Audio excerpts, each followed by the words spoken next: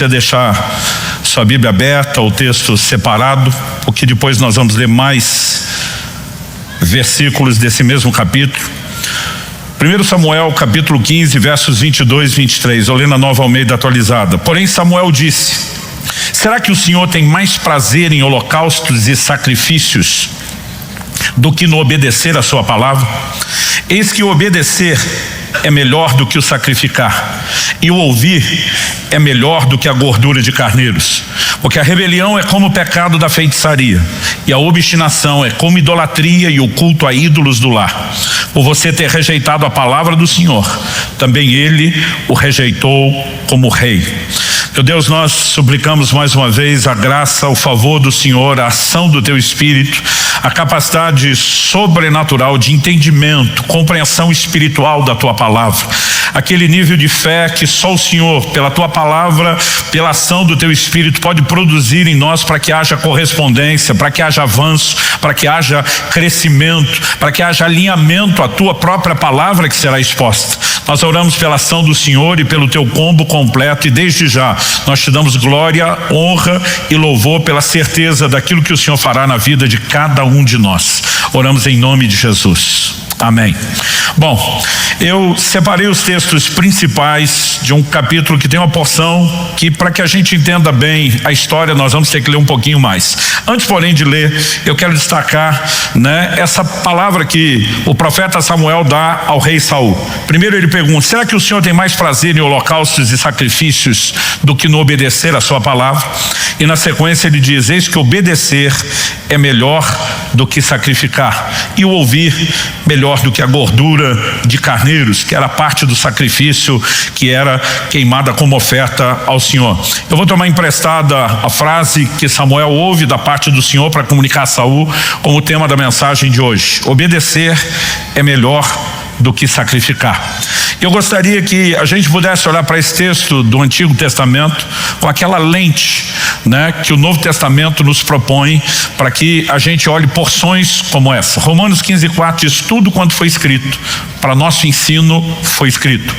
Já em 1 Coríntios 10:11, Paulo diz que essas coisas, e aí ele está falando dos eventos relacionados à nação de Israel, registrados no Antigo Testamento, ele diz: essas coisas foram escritas para nosso exemplo, para nossa advertência, para nós, de quem são chegados os fins dos tempos. Portanto, não se trata apenas de um registro histórico, da cronologia de uma pessoa ou outra, como Saul ou o próprio Samuel, mas de lições que Deus propõe para mim e para você. E por trás da frase, obedecer é melhor do que sacrificar, nós precisamos entender que o sacrifício era parte do modelo de culto e adoração do Antigo Testamento. Portanto, nós poderíamos ler isso, já interpretando: obedecer é melhor do que adorar. Nenhum de nós tem dúvida da importância da adoração quando falamos de uma vida de piedade, de devoção ao Senhor. Nenhum de nós vai questionar a sua importância. Mas eu percebo que muitos de nós que conseguimos reconhecer a importância da adoração, não entendemos o quão importante é a obediência, a ponto de Deus dizer: isso é ainda mais importante para mim do que o culto ou a adoração de vocês. Eu quero te mostrar que isso não é apenas uma frase única, isolada, proferida por Samuel. Também não se trata de mera frase de efeito, mas que isso é parte do que nós podemos chamar da doutrina bíblica. Então, eu quero fazer uma construção na exposição bíblica, mostrando em primeiro lugar a expectativa divina.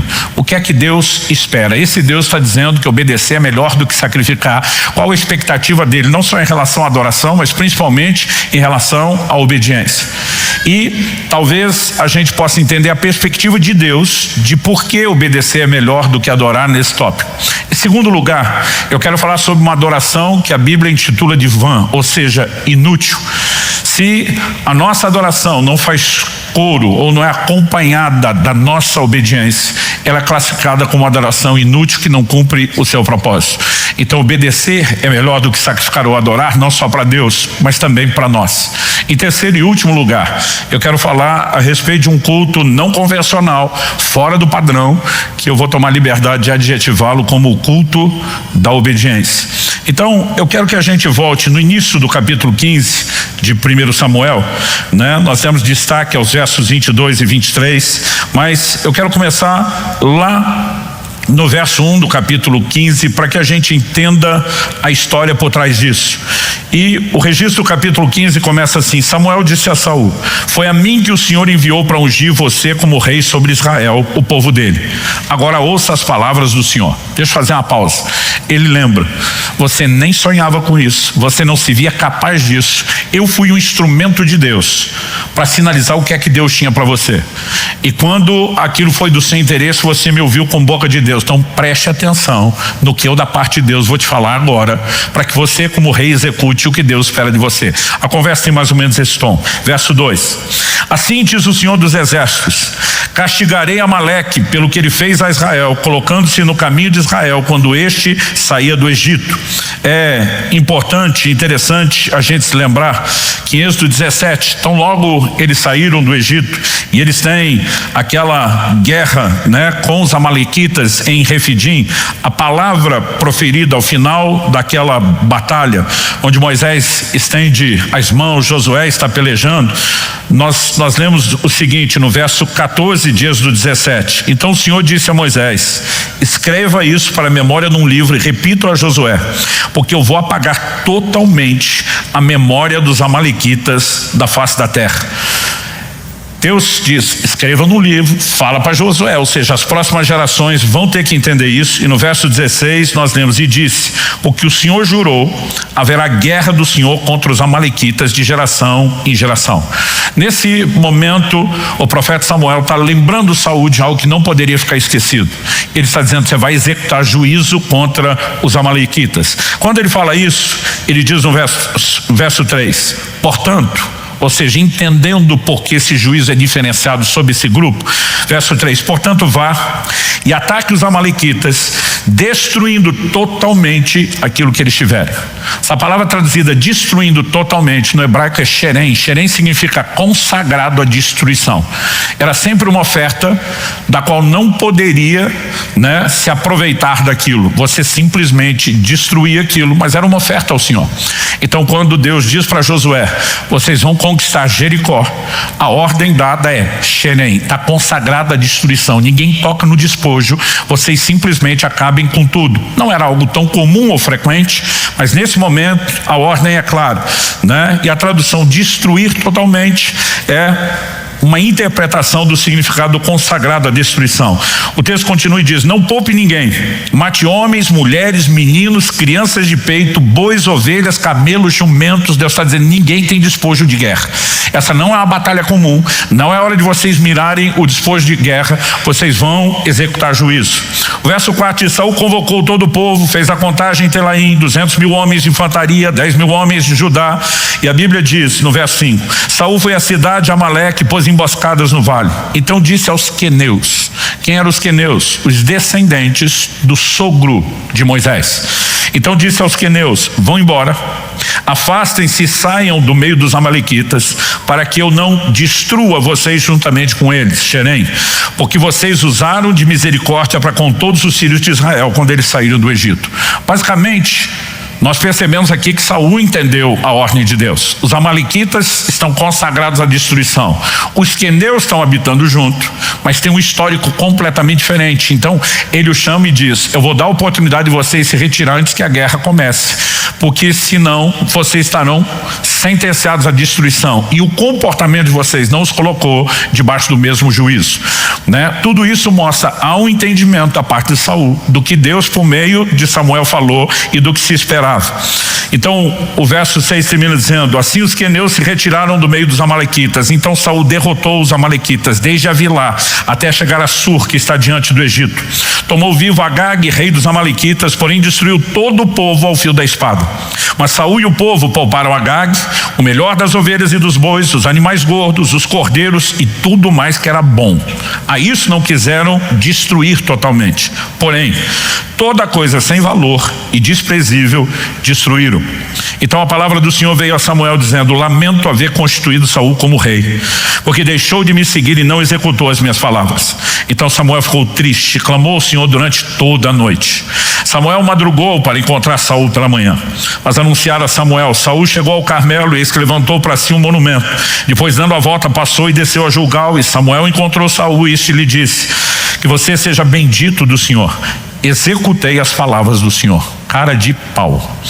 Verso 14, mas Samuel perguntou: então que balido de ovelhas é este nos meus ouvidos, e um mugido de bois que estou escutando? Saul respondeu: trouxeram isso dos amalequitas, porque o povo guardou o melhor das ofertas e dos bois para o sacrificar ao Senhor seu Deus. O resto nós destruímos totalmente. Então Samuel disse a Saul: espere, vou declarar a você o que o Senhor me disse essa noite. Saul respondeu: fale. Samuel continuou: não é verdade que mesmo sendo pequeno aos seus próprios olhos, você foi colocado por cabeça das tribos de Israel? O Senhor o ungiu como rei sobre Israel. O Senhor o enviou esse caminho e disse: vá, destrua totalmente esses pecadores dos amalequitas e lute contra eles até exterminá-los. Por que então você não deu ouvidos à voz do Senhor, mas se lançou sobre o despojo e fez o que era mal aos olhos do Senhor? Então Samuel disse a Saul: pelo contrário, dei ouvidos à voz do Senhor e segui o caminho pelo qual o Senhor me enviou. Trouxe Agag, o rei de Amaleque, e destruí totalmente os amalequitas. Mas o povo, agora não é ele, o povo pegou do despojo ovelhas e bois, o melhor do que estava destinado à destruição, para oferecer ao Senhor seu Deus em Gilgal. Isso aqui é para o culto, é para adoração. Verso 22, e aí vem a porção que nós lemos. Porém Samuel disse: será que o Senhor tem mais prazer em holocaustos e sacrifícios do que não obedecer a sua palavra? Eis que obedecer é melhor do que sacrificar, e ouvir é melhor do que a gordura de carneiros. Porque a rebelião é como o pecado, a feitiçaria, a obstinação, como a idolatria e culto a ídolos do lar. Por você ter rejeitado a palavra do Senhor, também ele o rejeitou como rei. Verso 24, só para a gente concluir. Então Saul disse a Samuel: pequei, pois transgredi o mandamento do Senhor e as palavras que você falou, porque temi o povo e dei ouvidos à voz dele. Aqui ele vai admitir, de fato estava errado. Particularmente eu fico tentando imaginar o que leva alguém a mentir a outra pessoa, né? A mentira nunca é inteligente. Existe um ditado, né, popular que diz que a mentira tem perna curta, ou seja, ela não vai muito longe. Mas isso, né, de que normalmente a mentira não costuma adorar, eu diria tem algo de espiritual. Jesus diz: não há nada oculto que não vai ser revelado, não há nada encoberto que não vai ser exposto. E, de alguma forma, aquilo que as pessoas tentam esconder sempre acaba vindo à tona. Já não é inteligente isso. Mas a gente tentar mentir para Deus, que conhece tudo, que conhece o coração, que conhece as intenções, né? Foi Deus que falou a respeito da atitude de Saul. Mas ele não apenas está mentindo sobre o que aconteceu, mas ele tenta mascarar a coisa com ares de espiritualidade. E é nesse momento que nós temos uma declaração como essa da parte do Senhor: obedecer é melhor do que sacrificar. Deus não está dizendo que ele não queria a adoração. Aliás, o Senhor Jesus, né, nos mostra algo interessante no Novo Testamento, e nós precisamos entender essa perspectiva, que a adoração foi instituída por Deus, mas Deus nunca esteve atrás da adoração. Jesus diz que Deus procura adoradores. O que Deus quer não é o seu culto, o que Deus quer é você. Se você dá o culto, mas não se entrega, ele não teve aquilo que quer.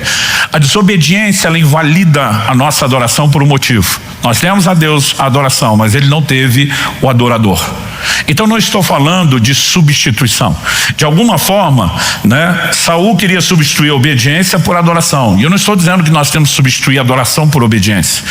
Mas a verdade é que nós praticamos a adoração porque entendemos a sua importância, mas muitas vezes não estamos dando a devida atenção à obediência, porque não entendemos a sua importância, que é até mesmo maior do que a própria adoração. Então, algo que me chama a atenção é perceber que isso não é uma frase isolada, é um padrão que nós encontramos nas Escrituras. Nos dias do profeta Jeremias teve um ministério árduo, porque profetizou, chorou, anunciou juízo como nenhum outro, lamentou, via o povo não se arrepender, porque Jeremias fala para a geração que provavelmente viveu o ápice da apostasia, da rebeldia a Deus, como nenhuma outra geração desde a saída de Israel para o Egito, né? Jeremias viveu os dias que antecederam e depois o início do cativeiro da Babilônia, momento onde Deus julga a nação pela maior expressão de rebeldia e desobediência jamais antes alcançada. Mas falando por meio de Jeremias, com essa geração. Jeremias capítulo 7, de 21 a 26, o Senhor diz: assim diz o Senhor dos Exércitos, o Deus de Israel: juntem os seus holocaustos aos outros sacrifícios e comam a carne de vocês mesmos. Se vocês mesmos, Deus está dizendo, eu não estou nem um pouco interessado nesse sacrifício. Lembrando que era o modelo de adoração do Antigo Testamento, né? Em outras palavras, Deus está dizendo, isso não me interessa, não é o que eu quero, então já que vocês queimaram a carne no altar, como churrasco vocês, porque eu não estou ligando para isso. E aí Deus continua e diz: no dia em que tirei os pais de vocês da terra do Egito, não falei nem lhes ordenei nada a respeito de holocaustos ou sacrifícios, mas o que lhes ordenei foi isso: deem ouvidos à minha voz, eu serei o seu Deus e vocês serão o meu povo. Andem em todo o caminho que eu lhes ordeno, para que tudo lhes vá bem. Mas eles não quiseram ouvir, nem atenderam. Porém andaram nos seus próprios conselhos e na dureza do seu coração maligno. Andaram para trás e não para frente. Desde o dia em que os pais de vocês saíram da terra do Egito até hoje, muitas e muitas vezes, todos os dias, eu lhes enviei todos os meus servos, os profetas. Mas vocês não quiseram me ouvir, nem atenderam. Foram teimosos e fizeram pior do que os pais de vocês. Deus está dizendo, a rebeldia de vocês não é novidade, isso vem desde a primeira geração que saiu do Egito, mas vocês conseguiram piorar. Agora, eu lembro do dia que eu parei para prestar atenção. No dia em que eu tirei, eu não pedi nada a respeito de sacrifício. E de repente eu olhei para essa declaração e falei, está me soando contraditório. Porque Moisés vai a Faraó dizer o quê? Deixa, mensagem da parte de Deus, deixa meu povo ir para que me adore. Agora, Moisés está falando algo da parte de Deus para falar, você vai liberar meu povo que eu quero a adoração deles. Mas nunca houve uma ordenança ao povo de Deus para que adorasse. Eu lembro que eu parei essa leitura de Jeremias e voltei lá em Êxodo 19, que é o momento onde tão logo eles saem do Egito e param no Monte Sinai, Deus fala com eles. Eu vou ler com você o verso 5 e 6 de Êxodo 19. Agora, pois, se ouvirem atentamente a minha voz e guardarem a minha aliança, vocês serão a minha propriedade peculiar dentre todos os povos, porque toda a terra é minha. E vocês serão para mim um reino de sacerdotes, uma nação santa. E Deus enfatiza a Moisés, são estas as palavras que você falará aos filhos de Israel. Deus não fala nada sobre adoração, Deus não fala nada sobre sacrifício. Ele diz, vocês querem ser a minha propriedade peculiar dentre todos os povos? Porque Deus diz, eu estou atrás de uma nação santa, de um reino de sacerdotes. Ouçam a minha voz, me obedeçam, guardem a minha aliança, andem em obediência. Se há uma marca, se há uma expectativa clara, sinalizada da parte de Deus a nosso respeito, nós podemos dizer que mais do que adoração, essa característica é obediência. E a gente vai percebendo ao longo das escrituras um padrão. Não quero ser exaustivo aqui, mas é importante a gente inclui aqui uma declaração de Davi no Salmo 40, de 6 a 8. Sacrifícios e ofertas não quiseste, abriste os meus ouvidos. Holocaustos e ofertas pelo pecado não requeres. Então eu disse, eis aqui estou. No rolo do livro está escrito a meu respeito. Agrada-me fazer a tua vontade, ó Deus meu. A tua lei está dentro do meu coração. Quando você vai ler o livro de Hebreus, esse texto é citado como uma profecia messiânica, ou seja, mais do que um momento onde Davi está abrindo o coração em oração e adoração a Deus, é apontada, para o próprio Cristo. E isso significa, que eu e você precisamos entender a frase sacrifícios e oferta não quiseste. Não quiseste não é que Deus rejeita e diz não é para fazer, ele instituiu o modelo, mas basicamente não é o que ele mais quer. Mas aí vem a declaração, agrada-me fazer a tua vontade, porque eu sei que é isso que o Senhor quer. A tua lei está no meu coração. E quando o livro de Hebreus sinaliza isso para Cristo, é aquele que andou em plena e perfeita obediência. E é para mim e para você o modelo e a referência de obediência a ser imitada e copiada. A mesma Bíblia diz que Jesus, subsistindo como Deus, não teve isso como algo ao qual deveria se prender, esvaziou-se a si mesmo, assumiu a forma humana, e a Bíblia diz, e como homem foi obediente até a morte, o último nível. É a mesma que alguns versículos antes, Filipenses 2,5 diz, tende em vós o mesmo sentimento que houve também em Cristo Jesus. A verdade é que se você colocar numa balança adoração e obediência para Deus, a obediência sempre terá mais peso. Isso não significa que Deus está recusando ou banindo a adoração. É só a gente lembrar o verso 22 de 1 Samuel 15, começamos lendo. A pergunta feita antes de dizer que obedecer é melhor que sacrificar é: será que o Senhor tem mais prazer em holocaustos e sacrifícios do que em obedecer a sua palavra? Não está dizendo que ele tem prazer numa coisa e não na outra, mas a pergunta é: o que lhe agrada mais? O que lhe proporciona o maior aprazimento? Não são os sacrifícios, não é a adoração, não é o culto, mas sim a disposição de ouvir a sua voz e de obedecê-lo. Quem está entendendo, diga amém. Bom, eu acredito que isso nos ajuda a entender que obedecer é melhor do que sacrificar na ótica de Deus. Mas vamos falar a nosso respeito. No Evangelho de Marcos, no capítulo 7, nós temos um momento específico onde Jesus faz para aquela geração uma aplicação de uma fala do profeta Isaías. Isaías profetizou cerca de 700 anos antes de Cristo. E Jesus diz assim: bem profetizou Isaías a respeito de vocês, hipócritas. Estou lendo Marcos 7, de 6 a 9. Como está escrito: esse povo me honra com os lábios, mas o seu coração está longe de mim. Quando Jesus está dizendo Isaías 700 anos antes profetizou sobre vocês, ele não está dizendo que Jesus não está dizendo que Isaías falou que aquela profecia era só daquela geração, mas está dizendo: vocês se encaixam exatamente na profecia de Isaías. Esse povo me honra com os lábios, adoração, mas o coração está distante. E se Deus não está atrás da adoração e sim do adorador, faz sentido para você que haja um culto de lábios, mas o coração do adorador distante? Para mim não faz nenhum sentido. Agora, qual a definição de um coração distante? Na sequência ele continua e diz: em vão me adoram. Aqui nós temos uma adoração que é classificada vã, ou seja, inútil. Em vão me adoram, ensinando doutrinas que são preceitos humanos. Rejeitando o mandamento de Deus, vocês guardam a tradição humana. E disse-lhes ainda: vocês sempre encontram uma maneira de rejeitar o mandamento de Deus para guardarem a própria tradição. O problema não era nem apenas a introdução de mandamentos que não são divinos, é que esses mandamentos humanos se tornaram a desculpa para não precisar obedecer os mandamentos de Deus. E aí vem essa frase: vocês sempre encontram a maneira. Isso aqui, está mais para uma interpretação do que para uma tradução. As traduções mais antigas vão dizer jeitosamente. Essa palavra kalos no grego, ela fala de algo excelente, bonito. Ou seja, Jesus disse: vocês ainda dão uma maquiada para que a desobediência fique mascarada de espiritualidade. Do mesmo jeito que Saul: não, a gente só não destruiu porque era para adorar a Deus.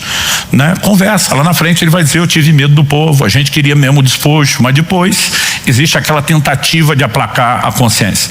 A pergunta é: se a exclusividade de Saul, dos fariseus dos dias de Jesus, ou a nossa natureza humana tem a capacidade de fazer esse jogo? Eu vou falar por mim mesmo.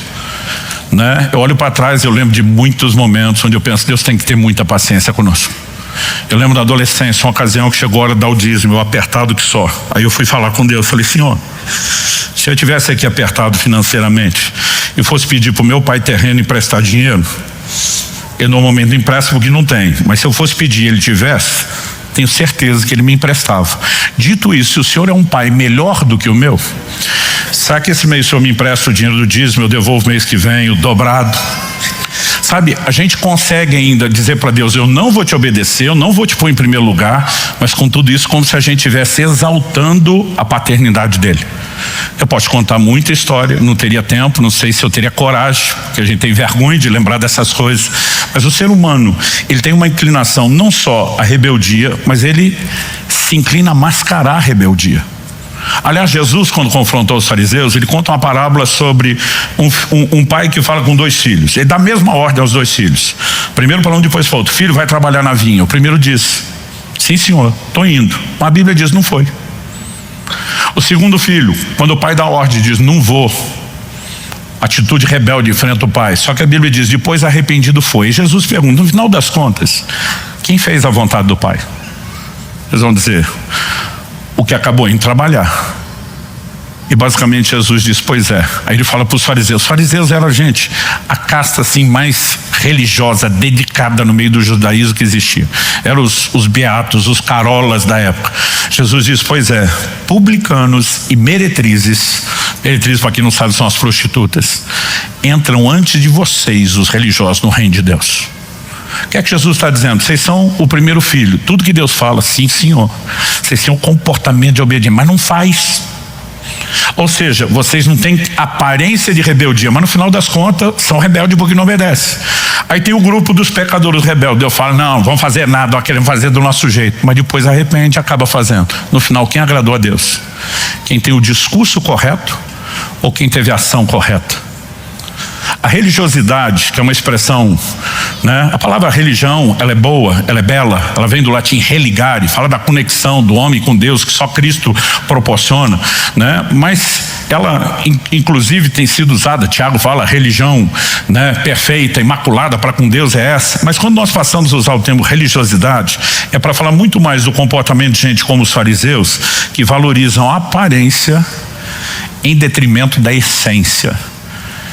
Isso cabe exatamente no contexto que nós estamos falando. Esse tipo de adoração, quando o mandamento de Deus é rejeitado, Deus está dizendo, em vão me adoro. Você está me honrando com os lábios, seu coração está longe. Isso para mim não é adoração, não é o que eu quero, não tem valor nenhum, eu não estou recebendo nada disso.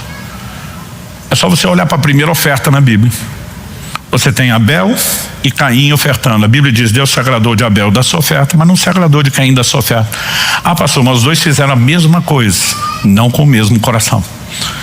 Então toda adoração que não tem o respaldo da obediência, ela é anulada.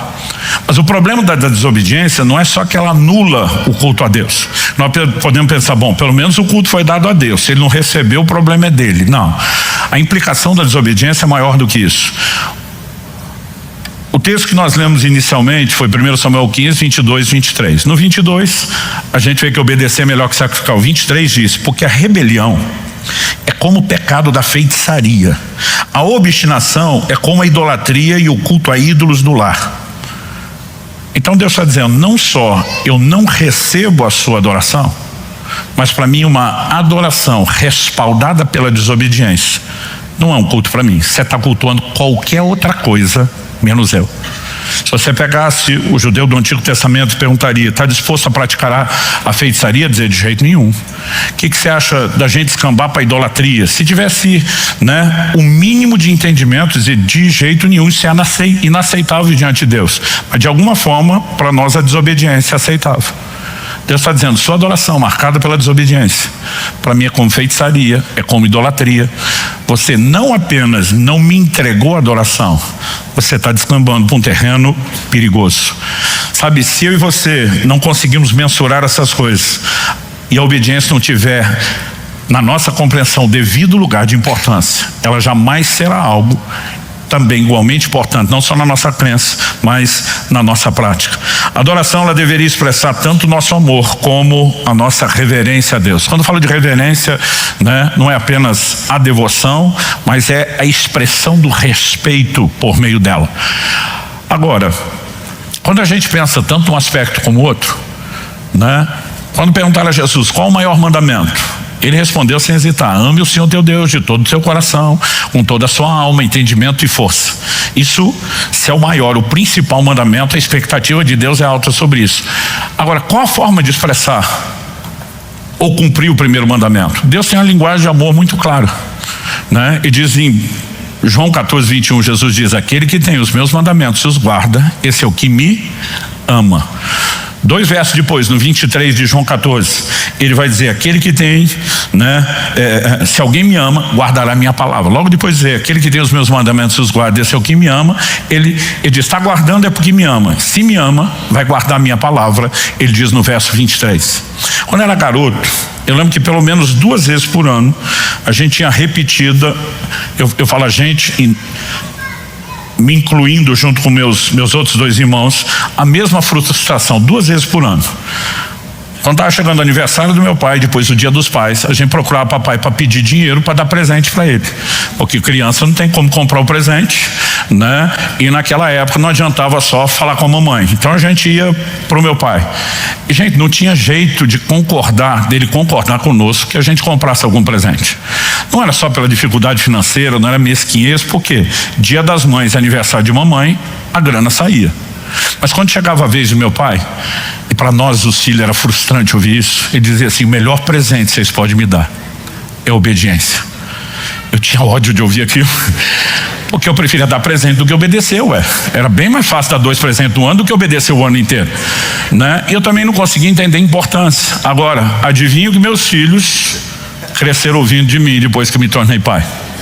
Melhor presente que vocês podem me dar é a obediência, né? Porque quando você entende a perspectiva do outro lado, e de alguma forma parece que até hoje eu ouço a voz de Deus com a voz do meu pai, dizendo: o melhor culto, a melhor adoração, a melhor oferta, o melhor presente que vocês podem me dar é a obediência.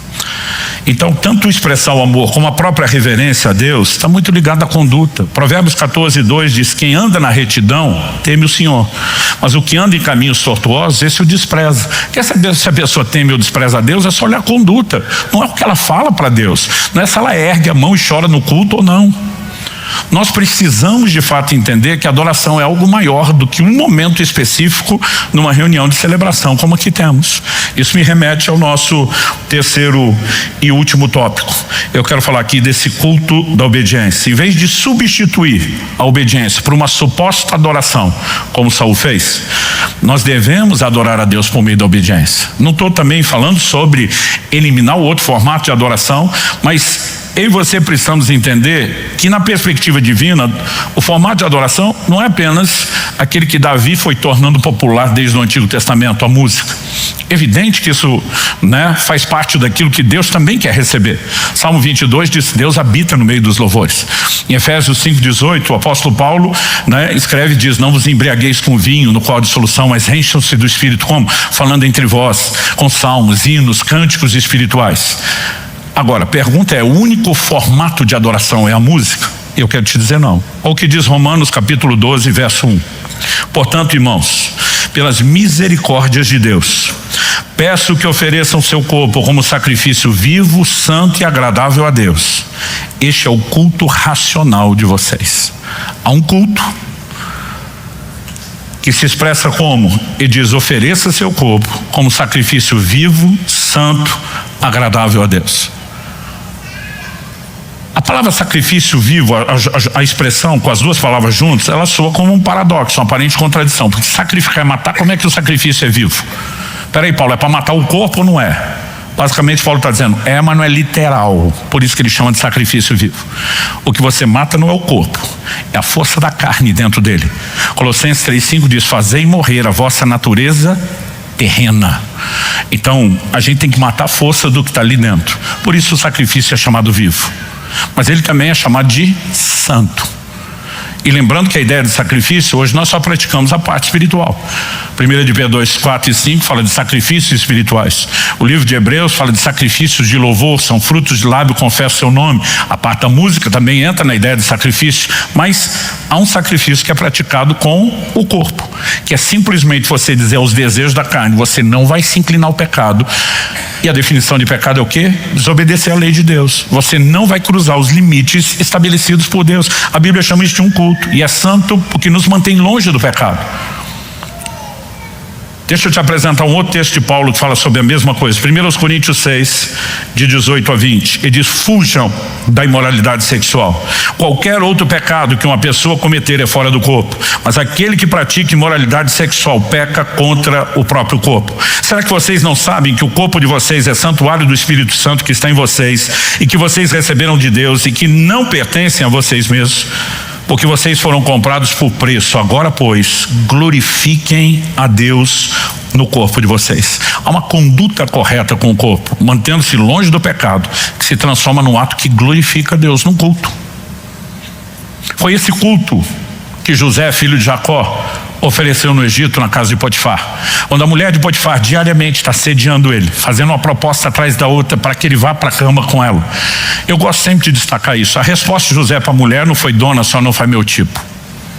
Ele olha para ela e pergunta: como eu cometeria tamanha maldade contra Deus? Ele está dizendo: a senhora pode achar que está me oferecendo um prêmio. É um nível de gratificação muito rápida com saldo frustrante, mas isso não chega perto do que realmente meu coração deseja. Exaltar aquele que tem sido bondoso, misericordioso, que me cuida, que me guarda. Escolhas que eu e você fazemos dia a dia são parte de um culto que não só é chamado sacrifício vivo, mas é um sacrifício santo. Ele também é chamado de agradável a Deus, porque é isso que Deus espera. Nós mencionamos aqui antes, será que o Senhor tem mais prazer em holocausto sacrifício do que se obedeça a palavra? Será que Deus vai ficar mais contente que eu vá por culto do domingo adorá-lo depois de fazer babado a semana toda, ou que talvez não podendo estar lá, quando ninguém está vendo, eu esteja honrando a Deus com a minha conduta? Isso é parte de um culto que oferecemos. Mas tem uma outra característica além do vivo, santo e agradável. Ele termina dizendo: esse é o vosso culto racional. Essa palavra foi traduzida como racional. No original grego a palavra é lógicos. Significa que pertence ao discurso ou fala, que pertence à razão ou lógica, né? A palavra, como vocês perceberam, é a raiz da nossa expressão lógica, né? Ele também fala daquilo que concorda com a razão ou segue a razão, que é razoável. A ideia, a essência da definição é lógica. Não significa apenas Deus está dizendo: olha, o culto não tem nenhum tipo de emoção. Já vi gente tentar dizer o culto é só lógico. Não. Existe uma lógica nesse formato de culto, que é oferecer o corpo como sacrifício vivo. Faz sentido para você a gente celebrar Cristo e o perdão dos pecados pecando? Não tem lógica nenhuma nisso. Paulo está apelando para a lógica. Aliás, não é justamente o que ele, escrevendo aos Coríntios, fala um pouquinho antes de falar lá daquele texto da imoralidade. Ele fala sobre a Páscoa como uma figura do que eu e você devemos celebrar hoje. 1 Coríntios 5, 7, 8, ele diz: joguem fora o velho fermento, para que vocês sejam nova massa, como de fato já são sem fermento. Pois também Cristo, nosso Cordeiro Pascal, foi sacrificado. Por isso celebremos a festa não com velho fermento, nem com fermento do mal e da maldade, mas com o pão sem fermento, o pão da sinceridade e da verdade. No Antigo Testamento haviam 3 festas anuais, onde todos israelitas, né, os homens, tinham que subir diante de Deus a Jerusalém. Era o culto compulsório, obrigatório. Uma dessas festas, normalmente nós só chamamos pelo primeiro dia, esquecemos de outros 7 dias que vem depois. Era a Páscoa. A Páscoa era um dia de celebração, sacrifício do cordeiro, a ceia. Mas a Páscoa era emendada por 7 dias de celebração, e esses outros 7 dias eram chamados a festa dos pães asmos. Asmos significa sem fermento. Eles não podiam comer pão com fermento, não podia ter fermento em casa mesmo, que não colocasse no pão.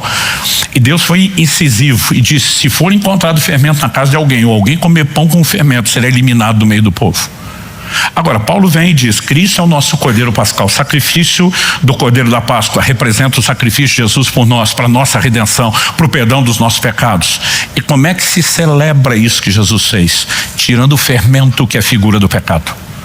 Ele claramente diz: celebremos a festa não com o fermento do mal e da maldade. Ele mostra qual o significado do fermento, mas com os asmos da sinceridade e da verdade. Não existe lógica em celebrar o perdão dos pecados voltando a pecar.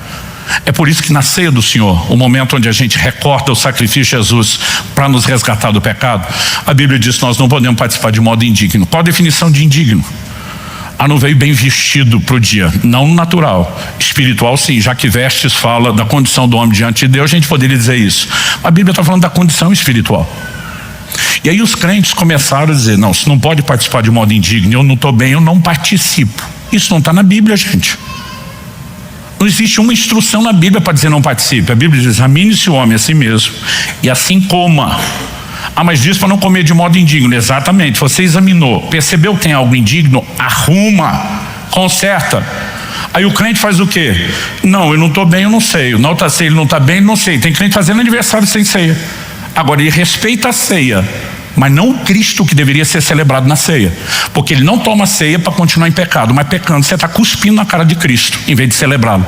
Então não adianta nada você respeitar a ceia e não respeitar o Cristo da ceia. Paulo está dizendo: tem um culto lógico. Ele está dizendo: não faz sentido vocês pensar num modelo de adoração que não seja acompanhado pela obediência à palavra de Deus. A obediência, ela pode e deve ser entendida como um culto a ser oferecido a Deus. Se nós não reformularmos né, o nosso entendimento, a nossa compreensão através da doutrina bíblica do lugar da importância da obediência, nós não vamos lutar por isso. Nenhum de nós vai dizer, Deus não merece ser adorado. A gente compra sem vontade, não é importante, vamos lá. Mas porque relativizamos a importância da obediência, ela acaba não ocupando na prática o lugar que deveria nas nossas vidas.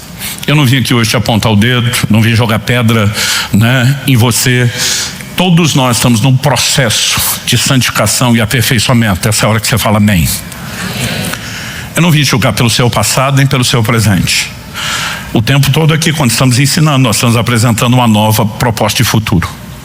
Ah, pastor, eu estou estilo Saul e os fariseus. Não, vamos mudar. Aí o tempo todo vou examinar minha vida, tem coisa errada, nós vamos consertar.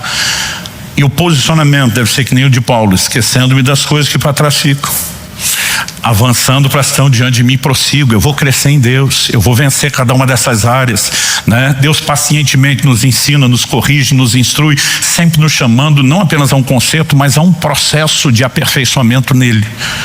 Então, a gente tem duas formas e maneiras de olhar para isso. Eu lembro na minha adolescência, a fase mais dramática, quando eu ouvia mensagens como essa, eu saía da igreja arrasado. Eu saía dizendo, eu sou a fraude, eu não sou crente, né? E você pode olhar para tudo isso e desanimar, ou você pode entender, eu ainda não sou isso, mas eu entendo que Deus está lutando para ter o melhor de mim. Eu vou lutar com Ele para dar o melhor de mim. Eu vou crescer nesse processo. Eu vou entregar a Ele aquilo que Ele espera de mim.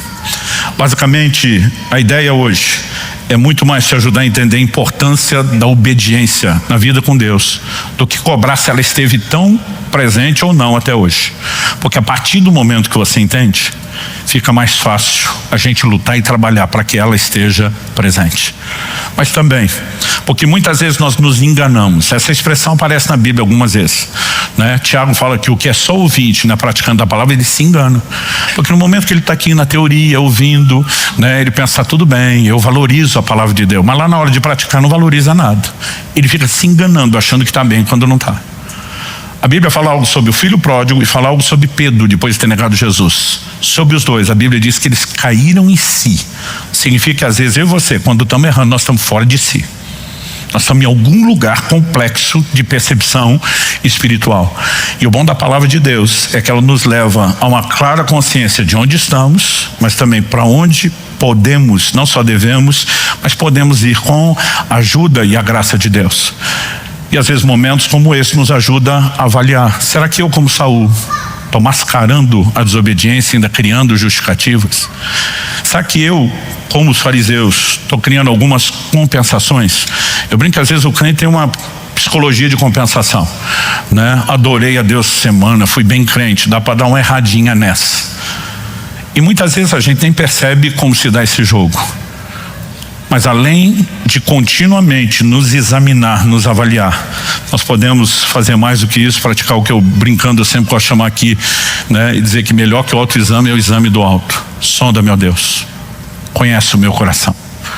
E aí que eu vou repetir a importância de que você tenhamos tempo com Deus. Às vezes naquele momento de oração, onde você está lá diante do Senhor, que você vai conseguir entrar num lugar de modificação. Você pode estar até pleiteando algo que queria, mas em algum momento você vai dizer como Jesus, seja feito contudo não a minha, mas a sua vontade, né? Por meio da oração nós entramos num lugar de morte para nós mesmos, de sacrifício para nossa carne, de compreensão. Deus diz, invoca-me que te responderei, mas anunciar-te-ei coisas grandes e ocultas que você não sabe. A gente pensa que oculto é só a revelação dos mistérios que vão acontecer. Às vezes tem coisa oculta na nossa vida que nós não estamos vendo, e o Espírito Santo pode nos ajudar nesse processo. E quando Ele traz essas coisas à tona, nós podemos nos arrepender, nós podemos consertar, nós podemos alinhar e cada vez mais oferecer a Ele, não uma adoração como substituto da obediência, mas uma adoração que é expressa inclusive através da própria obediência. Você recebe essa palavra? Feche seus olhos um instante. Pai, eu oro por cada um dos meus irmãos e irmãs nessa manhã. E nós queremos te pedir não apenas a capacidade de entendimento da tua palavra, aquela aplicação pessoal, personalizada do teu Espírito que nos permite, ó Deus, realmente enxergar a nossa própria condição, não apenas aquela aplicação generalizada, mas também te pedimos por um processo que não termine ao final dessa reunião, Nós queremos não apenas entender a tua palavra, nós queremos dar a devida resposta de alinhamento. Nós oramos que essa manhã seja uma manhã de renovar o compromisso da obediência, de talvez estabelecer conceitos por meio do arrependimento diante do Senhor, de, ó Deus, simplesmente entrarmos num lugar onde não vamos apenas no piloto automático, fazendo apenas aquilo que todo mundo faz, mas procurando ter o coração correto diante do Senhor. Eu clamo a ajuda do Senhor sobre cada um de nós. Todos nós, em algum nível, precisamos te dar algum tipo de resposta, e nós oramos por graça e favor do alto para isso. Eu oro que ninguém, Senhor, saia desse lugar confundido pelo inimigo, se prendendo no lugar de culpa ou condenação, mas cada um de nós saia desse lugar debaixo da inspiração que só o Senhor pode produzir, de que é possível viver de forma progressiva e contínua as mudanças, as transformações do Senhor, e que nós possamos sair com os recursos da tua graça, para que isso seja vivido, à medida em que decidimos buscar, que recebamos do alto o recurso sobrenatural para viver essa mudança, o avanço, o crescimento espiritual, que possamos de fato não ter que escolher ou substituir ou obediência ou adoração, que seja uma combinação de um coração decidido a te honrar e não a te desprezar. Nós oramos em nome de Jesus. Se você crê e concorda, diga amém.